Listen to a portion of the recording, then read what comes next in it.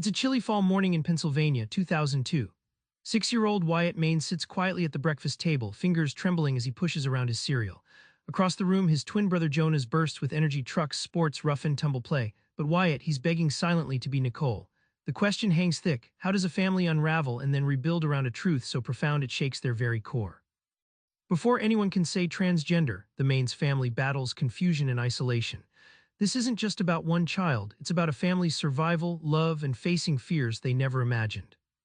Wayne and Kelly Maines adopted identical twin boys, hoping for simplicity. Jonas took to trucks and sports like a fish to water, but Wyatt gravitated toward princess dolls and Disney's Little Mermaid. By age 3, Kelly knew her son yearned to be a daughter. Ignoring the noise, she clung to her instincts and began quietly supporting Wyatt's female identity.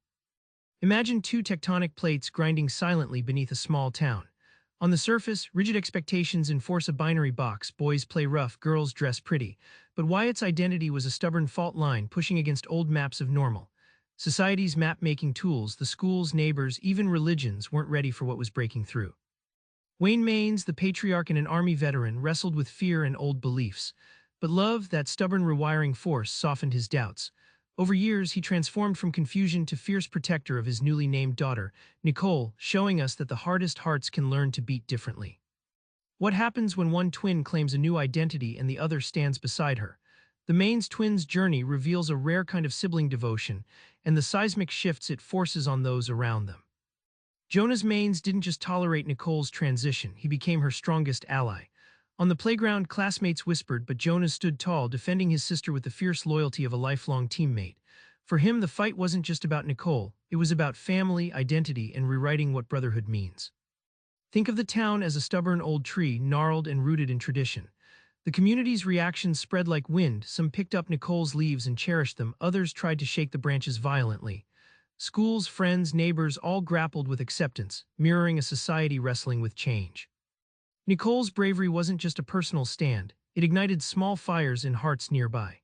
As she fought for her right to be herself, from middle school bathrooms to graduation stages, she unwittingly nudged her town's prejudices, paving the way for true understanding and compassion. Behind every headline about transgender issues is a real person's fight, raw, exhausting, and endlessly brave.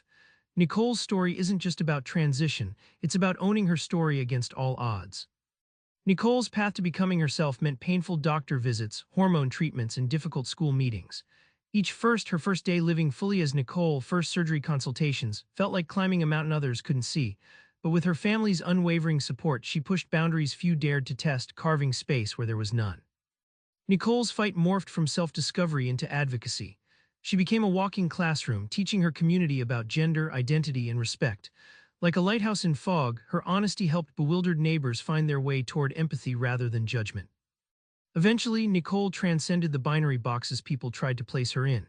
She was just a transgender girl. She was a fiercely intelligent, compassionate young woman whose journey taught everyone watching that identity isn't about fitting in, but about showing up as your full, unapologetic self. Remember that morning in Pennsylvania? Wyatt's trembling fingers at the breakfast table weren't just a struggle, they were the very first beat of Nicole's triumphant song. Becoming Nicole shows us that love isn't calm, it's a fierce, unfolding battle for truth and acceptance.